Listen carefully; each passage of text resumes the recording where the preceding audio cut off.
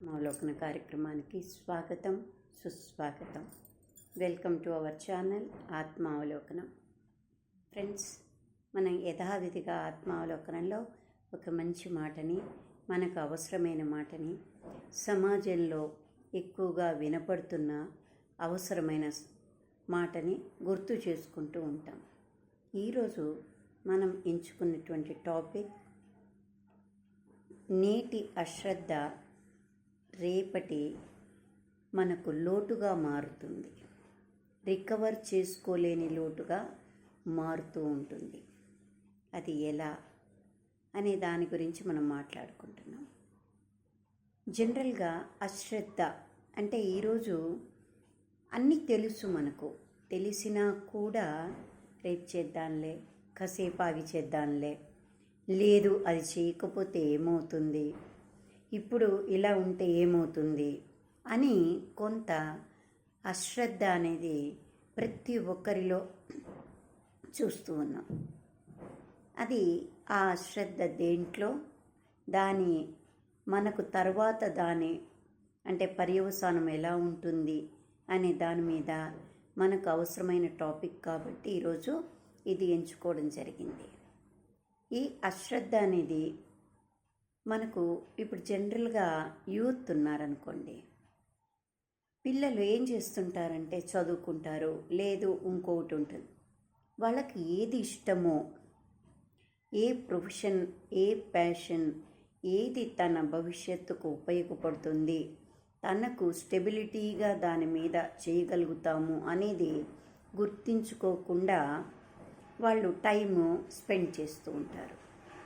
వాళ్ళకు తెలియక కాదు, దాని మీద ఇష్టం లేక కాదు, లేదు ఏదన్నా కానీ వాళ్ళకి అన్నీ తెలుసు, కానీ అశ్రద్ధ అనే ఇదితో ప్రొలాంగ్ చేస్తుంటారు. ఏమైపోయింది ఇప్పుడే, తొందర ఏం లేదు కదా అనుకుంటూ. ఆఖరికి ఒక ఏజ్ అయ్యాక వాళ్ళు ఆ ఏ పని చేయలేక ఏది చెయ్యాలి అనే థాట్ వచ్చినా ఇంప్లిమెంట్ చేయలేక చాలామంది సఫర్ అవుతుంటారు. అందుకని లేదు, కొంతమంది జీతాలు ఎక్కువ రాలేదు, అందుకని దీంట్లో ఎందుకు చేరాలి అంటూ దేంట్లో చేరక టైం స్పెండ్ చేసుకొని తర్వాత ఇమడలేక వాటిల్లో బాధపడుతుంటారు. అందుకే ఎప్పుడు కూడా అశ్రద్ధ అనేది లేట్ చేయడం అనేది చాలా ఇబ్బంది పెడుతూ ఉంటుంది.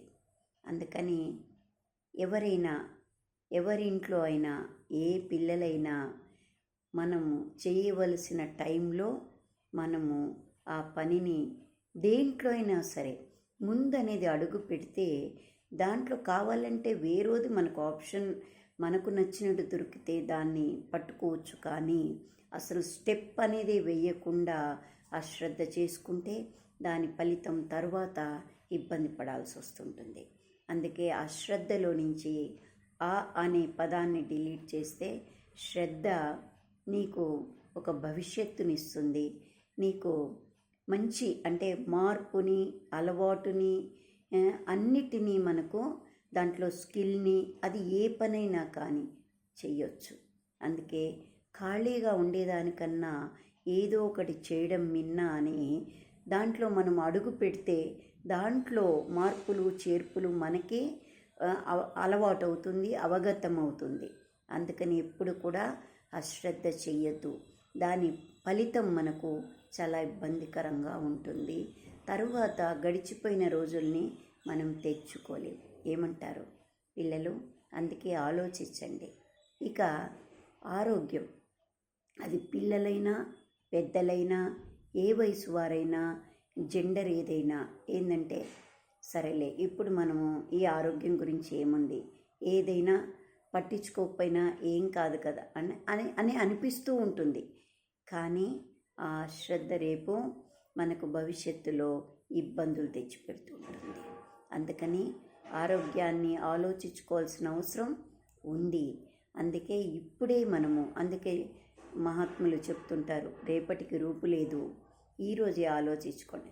ఏమి ఈరోజు ఒంటికి రుద్దుకోకపోతే ఏమవుతుంది, పళ్ళు తోమకపోతే ఏమవుతుంది, ఊరికే పుక్కిలిచ్చుకుంటూ పోతుంది కదా అనుకునే వాళ్ళు కూడా ఉన్నారు. ఎందుకంటే "ఆ, గడిచిపోతుందిగా, ఇప్పుడేం ఇబ్బంది కలగట్లేదుగా." ఇప్పుడు ఇబ్బంది గురించే ఆలోచిస్తే రేపటి జీవితం గురించి ఆలోచించక్కర్లేదా? అందుకని ఆరోగ్యాన్ని జాగ్రత్తగా చూసుకోవాల్సిన అవసరం ఇప్పుడే ఉంటుంది. దానిలో అశ్రద్ధ పనికి రాదు. అశ్రద్ధ చేస్తే రేపు దాని బాధ అనేది తర్వాత కలిగినప్పుడు తిరిగి చిన్నతనంలోకి పోలేం కదా. అందుకే ఏది స్టెప్ చేసుకోవాలన్నా మనం ఇప్పుడే చేసుకోవాలి. ఎప్పుడు అవకాశం ఉందో అప్పుడే చేసుకోవాలి. మన చేయి దాటాక మనం అశ్రద్ధగా ఉండకూడదు అనుకున్న దాని పర్యవసానం మన జీవితంలోకి వచ్చేస్తూ ఉంటుంది. అందుకని దాని గురించి తప్పక ఆలోచించాలి. ఇక బాంధవ్యాలు, బంధువులు, ఇంట్లో కుటుంబం, దాంట్లో కూడా ఈరోజు ఇలా అనేస్తే ఏమవుతుంది, ఇలా అంటే పడతారులే, మనవాళ్లే కదా అనుకుంటుంటాం.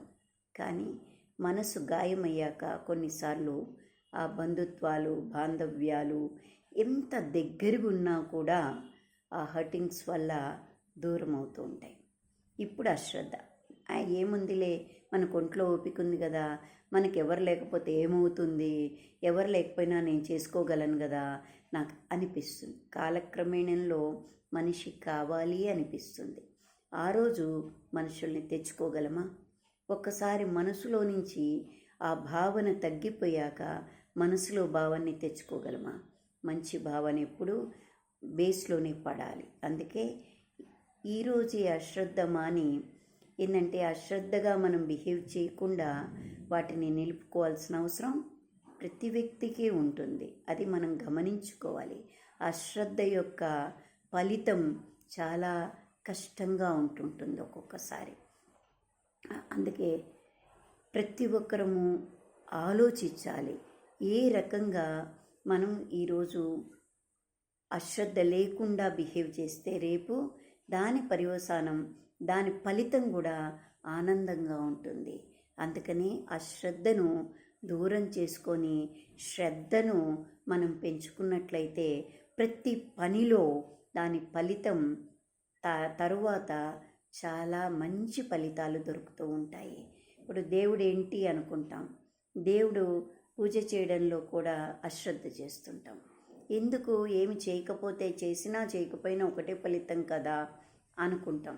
కాదు, మనకు పెద్ద ఇబ్బంది ఫలితాలని తగ్గించగలిగిన శక్తి దానికి మాత్రమే ఉంటుంది. మనిషి ఎంత అధునాతంగా గొప్పగా అన్నిటినీ కనుక్కున్నా కూడా లోతైన ప్రకృతిని, విపత్తులను కనిపెట్టలేరు. అది ఒక్క భగవంతునికి సాధ్యమనేది మనందరికీ ఎన్నోసార్లు అది అవగతమైంది కూడా. కరోనా టైంలో మనం ఏమైనా చేయగలిగామా? ఎన్ని మెడిసిన్స్ కనుక్కున్నారు, కానీ పోయిన ప్రాణాలని, కొన్ని వేల ప్రాణాలని కాపాడగలిగామా? చేయగలుగుతాము. మన వంతు వరకు మనం చేయగలుగుతాం. మానవ ప్రయత్నంలో చాలా గొప్ప గొప్ప వాళ్ళు ఉన్నారు, కొత్త కొత్తవి కనుక్కుంటున్నారు. అందుకే ఈ మాత్రం అన్నా ఉంటున్నాం. కానీ భగవత్ శక్తిని, అతీత ప్రకృతిని కనుక్కోలేం కదా. భూకంపం వచ్చింది, అది మన చేతుల్లో ఉంటుందా? అది ఎప్పుడు ఎలా వస్తుందో యాక్ట్ ఆఫ్ గాడ్ అంటాం కదా. వాటిని మనం కనుక్కోలేము.